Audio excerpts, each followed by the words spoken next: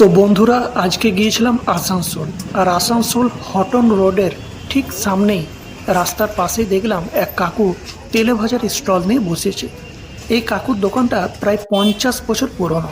এই কাকুর দোকানে বিভিন্ন ধরনের তেলে ভাজা, চপ, বেগুনি, পেঁয়াজি অনেক কিছু পাওয়া যায়। কাকু দেখলাম গরম গরম লঙ্কার চপ ভাজছে। আমি বললাম আমাকে একটা লঙ্কার চপই দাও, যার দাম 10 টাকা। লঙ্কা মানে সিমলা লঙ্কা। কি চপ আছে কাকু?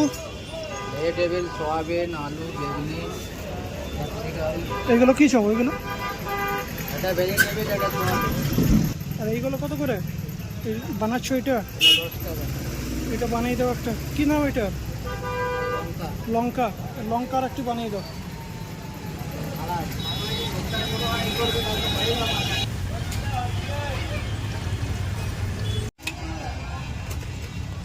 হবেন তো? হুম, রোজ চাটনি। হ্যাঁ দিয়ে দাও।